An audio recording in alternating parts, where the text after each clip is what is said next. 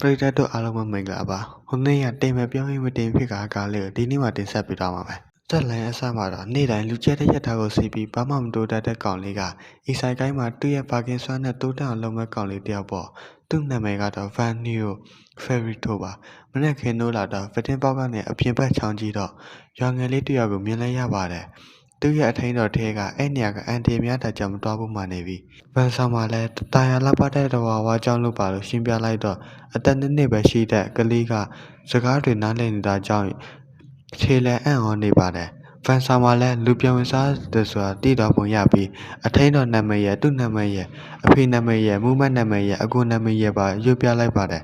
်နောက်ပြီးဒီနေရာကဘယ်နေရာလဲလို့မေးပြီးလိုက်နောက်မှာတော့သမင်ဝါကိုမြင်ရမှာဖြစ်ပြီးအဲမှာတော့သူ့အဖေဂျေဘပူးအတီဖေရီထိုကခိုရှာကူမြို့နယ်ခေါင်းဆောင်ဖြစ်ပါတယ်ဘေးဘက်မှာလည်းအကြီးဆုံးသားမူရီဆိုင်အလဂိုဖေရီတိုဒုတိယသားဂျက်ဂိတ်ဖေရီတိုတတိယသားဆက်စတိုအလီဖေရီတိုလည်းရှိနေပါသေးတယ်ဗန်ဆာမာကိုတော့အထိန်တော်300ကမှုတ်ပြီးမှရှယ်ကျွေးနေပြီးဟင်းကိုပြောတာတော့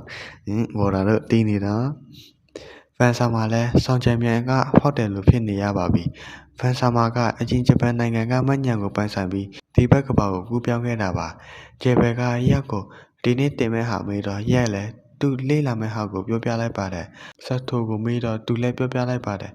်သူတို့ရုပ်ကလည်းကြောက်နေတဲ့ပုံပေါက်ပါတယ်ဗန်ဆာမာကိုမေးတော့သူမတိတာတွေများတော့ဒီနိုင်ငံရဲ့ရိုးရာနဲ့တမိုင်းကျောင်းကအရင်လေ့လာမယ်လို့ပြောလိုက်ပါတယ်အဲ့ချိန်ဂျေဘယ်ကရုပ်တရက်ထားကြည့်လိုက်ပြီးသူ့မိမမီယာချန်ထားတဲ့နောက်ဆုံးတရက်ဖြစ်တာကြောင့်အလိုလိုက်ထားတာအတန်းနည်းနဲ့တော်လုံးနေတာကြောင့်ချီကျူးလိုက်ပြီးမင်းလဲငါတို့နှစ်ယောက်လိုတန်မာတဲ့မိဘပိုင်တာတေးချတဲ့အဲ့ဒါကြောင့်အသက်ရှင်နေကြရင်မော်အားလိုက်ဖက်မှုကိုပြပြောလေးကြီးကြဖို့ပြောလိုက်ပါတယ်ဒီကဘာအကြောင်းရှင်းပြရရင်ဒီကဘာမှာကမော်အားလိုက်ဖက်ပုံကအရေးကြီးပြီးအထက်တန်းစားတွေလူကြတာက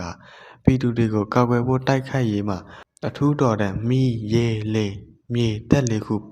ုပေါ့အဲ့ဒါတွေမပိုင်မဲ့တခြားတက်တွေပိုင်ရင်ရှက်စရာလိုမှတ်ကြပါတယ်သူ့ရဲ့အဖေနဲ့အကိုတို့ကတက်လေးခုစလုံးပိုင်ဆိုင်ကြပါတယ်အဲ့နောက်ဒီနိုင်ငံကျောင်းစတင်လေ့လာနေပြီးပင်လယ်လေစိတ်မေးပြီးလူမျိုးတွေမေးတော့ထဲက ENF တို့ဒိုဖက်တို့ပြောပြီးအမှန်တော့ကြံပါလေးတဲ့တခြားထိန်းတော်ကဝင်ဖြတ်သွားတော့မန်ဆာမှာလည်းမော်ပစ္စည်းကြောင်းမေးလိုက်ပြီးထဲကရှင်းပြနေခြင်းအစီကံကောင်းဆောင်အက်စပါတာက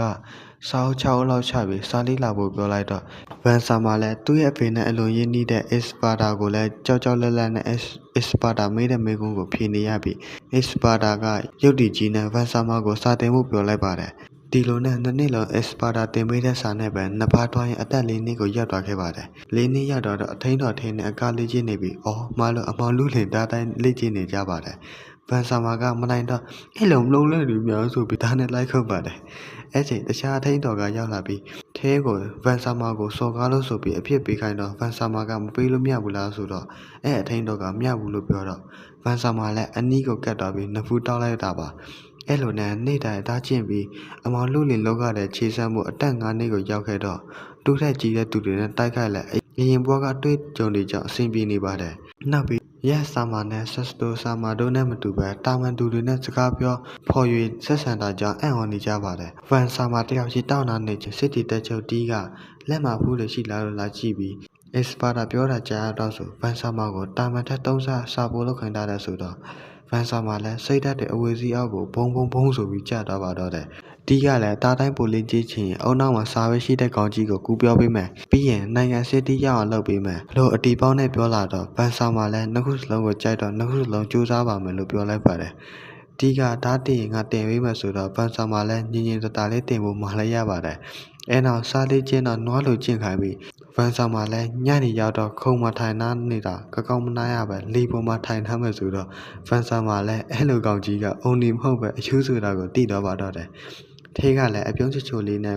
ချွေးတော့ဖို့တပတ်လာပေးပါတယ်ဗန်ဆာမှာဘွားကခက်ခဲပေမဲ့အရင်ဘွားကထက်တော့ကောင်းပြီးအရင်ဘွားမှာမရဘူးတဲ့ပုံစံတွေကိုလည်းဒီဘွားမှာပြေးပွားခံစားရတာကြောင့်ဒီကဘာကိုဒီအတိုင်းပြောဖို့ကောင်းတဲ့ဘွားဆက်လုပ်ဖို့တွေးနေပါတယ်6နှစ်ရောက်တော့ဗန်နီယိုဖယ်ရီတိုတယောက်ဟာဆိုရင်ဘွားကူပြီးကလေးကပါမီပါတူလို့လူတိုင်းကခေါ်ဆိုကြပါတယ်ဒါနဲ့စာရေးကတော့ထုံးစံတိုင်းလောက်ရမြလောက်ရပါပဲနေ့တိုင်းဒါနဲ့စာနဲ့ဒါပဲလောက်ရတော့ပြောစရာကောင်းတဲ့ဘွားကိုပိုင်ဆိုင်မှုဆောင်မဖြစ်နိုင်တော့ဒါကြောင့်ချစ်စရာကောင်းတဲ့ထိတ်ကိုအပြင်ထွက်စော့ချင်တယ်လို့ ပူစာလိုက်ပြီးအဲနောက်မှာတော့ပါမီရှင်ဘွားကိုဆွန့်လွတ်ပြီးတာမန်ကလေးဖြစ်ဖို့တွေးလိုက်ပါတယ်အဲနောက်မြို့တဲကအကြီးဆုံးဈေးကိုရောက်ခဲ့ပြီးမီရီကွန်တွေရေးကိုမြင်လိုက်ပါတယ်ထေးကပြောပြနေချိန်ဘေးကနေဘိုးတော်တယောက်ကကလေးတယောက်ကိုကျိုးချီပြီးဖမ်းခဲ့တာကိုမြင်လိုက်ပြီးဗန်ဆာမှာလည်းဘိုးတော်ကိုမေးလိုက်တော့ကျင်းရောက်တဲ့ဘိုးတော်ကသူ့ရဲ့တောက်ကိုကျွန်းကုန်တဲ့တရှိရောင်းဖို့လုပ်နေတယ်ဆိုတော့တီးလိုက်ရပါတယ်အထေးကလည်းအရင်ကတည်းကဆင်းရဲတဲ့သူတွေကမကျွေးနိုင်တဲ့ကလေးတွေကိုကျွန်းအဖြစ်ရောင်းကြပြီးနေထိုင်ဖို့ငွေလောက်ကြတယ်လို့ပြောလိုက်တော့ဗန်ဆာမှာလည်းစိတ်တူသွားပါတယ်အဲ့ချိန်မူမတ်တယောက်ကခုရှိုကီဆာမာရဲ့ကလေးမလားလို့ဗန်ကိုမိခဲ့တော့ထေးကဟုတ်ကြောင်းဝင်ဖြေပေးလိုက်ပါတယ်ရိုဆာလီယာကကြိုက်တာပြင်ဆင်ပေးမယ်လို့ပြောပြီးဗန်ဆာမာလည်းခဏကလေးမကိုပြလိုက်ပါတယ်သူ့ရဲ့မော်ကခွေးကိုချင်းပဲဖြစ်တာကြောင့်တုံပြပဲပေးမယ်ဆိုတော့ဘူးတော်လည်းသူ့ကလေးကိုလူလေပုံကြီးမှာဆဲဆိုပြီးရိုက်နှက်ပါတော့တယ်ပြီးတော့လည်းတခြားဆိုင်မှာရောင်းမယ်ဆိုတော့အဖေပြက်တွေကိုစစိမ့်ကြီးနဲ့စကြည့်နေတဲ့ဗန်ဆာမာကပဲကလေးကိုဝယ်ဖို့ပြောလိုက်ပြီးတင်ဟာငါးပြားနဲ့ဝယ်လိုက်ပါတယ်ပြီးတော့ခါမရှင်းကိုဆွဲထုတ်ပေးလိုက်ပြီးမင်းခုကစပြီးလွတ်လပ်သွားပြီဆိုတော့ထဲကကြုံနေနဲ့ဝယ်တာမဟုတ်ဘူးလားလို့မေးခဲ့ပြီးဗန်ဆာမှာလည်းကေဘိုတက်ပါလို့ပြန်ပြောလိုက်ပါတယ်နောက်ပြီးတော့ခါမရှင်းကတောက်ဆရာနေရာမရှိတာကြောင့်သူ့အိမ်ကိုခေါ်ဖို့လုပ်ပေးမယ်ခိုရှာကိုဆာမာကခွင့်ပြုမှာမဟုတ်ပဲကြုံအနေနဲ့တော့ရတာကြောင့်ခါမရှင်းနဲ့ညှိပြီးရိုဆာရီယာက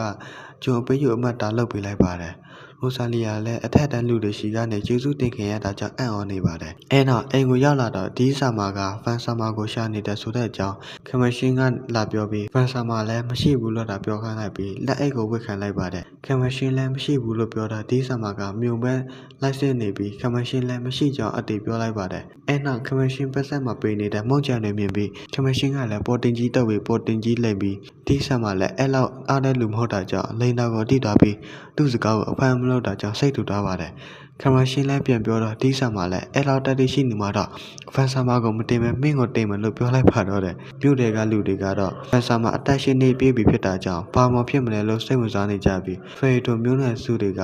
မိတော်မဟုတ်ရင်လီဖြစ်ကြပြီးတချို့ကတော့ဗန်ဆာမာကိုမိမော်လို့ဖြစ်မယ်ဆိုတာယုံကြည်နေကြပါတယ်ဗန်ဆာမာကိုဆေးလုပ်ပြီးတဲ့ချိန်မှာတော့ထင်သားလို့ဖြစ်မလာပဲမော်လေးခုစလုံးဘာမှမရှိပဲဖြစ်နေပါတယ်ပြီးတော့အစိုးဆုံးလို့တတ်မှတ်ထားတဲ့ထုတ်လုပ်ရေးမော်နဲ့ပဲလိုက်ဖက်နေတာကြောင့်မော်ကလည်းကုန်ကျန်းကိုပြင်နိုင်ပြီးပစ္စည်းတို့ဓာတ်တို့တခြားလက်နက်တွေပဲထုတ်နိုင်တာဖြစ်ပြီးနိုင်ငံကိုကာဝယ်ဖို့ကလည်းဖြစ်နိုင်ပါဘူးဒါကြောင့်အစိုးဆုံးမော်လို့တတ်မှတ်ထားကြတာပါခူရှာကူနဲ့သူ့မိမမီပါရောတန်မာတဲ့မီးမော်ဆရာဖြစ်ပြီးဗန်ဆာမှာအလဲရောက်ကြမှာထုတ်လို့ရေးမော်ဖြစ်နေတာကြောင့်အများကြီးမျှော်လင့်ထားတဲ့ခူရှာကူလည်းသူတို့မျိုးနဲ့ကိုအစင်းနှိမ့်စေတာကြောင့်တခါတည်းတက်ပေးဖို့ဓာတ်နဲ့ရွေထားချိန်မူဆာကဝင်တာပြီးနာမည်တောင်မရှိတဲ့ရွာကိုဗန်ဆာမှာလက်တဲ့အခမ်းပြီးရွာကလူတွေကအယောက်100လောက်အထူးဖြစ်ကြဘူးပြောင်းဖက်တောင်တန်းကနေတယန်စာသားရဖို့ဆိုရင်တော့အားပြင်းတဲ့မာဂျူတွေစုနေပြီးရွာရဲ့ဘေးမှာလည်းဖီတင်နန်ဟက်ကူရှာကူမျိုးနဲ့မြေတခြားဘက်မှာလည်းရန်သူဖြစ်နေတဲ့ယာလီနတာ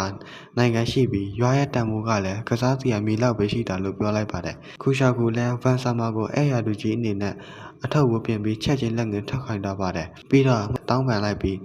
ဗန်ဆာမာကလည်းလိုမလုပ်ရင်တေတော့မှကြောင့်နှစ်ယောက်သားသဘောတူညီချက်ယူလိုက်ပါတယ်နောက်အတော်ကြီးလာတဲ့အထိန်တော်ထဲကနန်းတော်ထဲမှာဗန်ဆာမာကိစ္စနဲ့မကျေနပ်နိုင်ဖြစ်နေပါတယ်ဗန်ဆာမာလည်းတတိတ်ဆိတ်ဆိတ်နေနိုင်မှာကြောင့်သူကြိုက်တဲ့နေရာဖြစ်အောင်လုပ်တော့မှာပါတော်ရမဲ့ချိန်ထေးကပြေးလာပြီးသူလည်းသူလိုက်ဖို့လာပြောတာဖြစ်ပြီးဒီဆာမာကလည်းလိုက်ဖို့လာပြောတာဗန်ဆာမာလည်းအထိပြောသွားပါတော့တယ်နောက်ပြီးစာပဲတီးတဲ့ဘိုးတော်ရောလိုက်မယ်ဆိုလားလာလုပ်နေတော့ဗန်ဆာမာလည်းတခါပြန်ပြောလိုက်ရပါတော့တယ်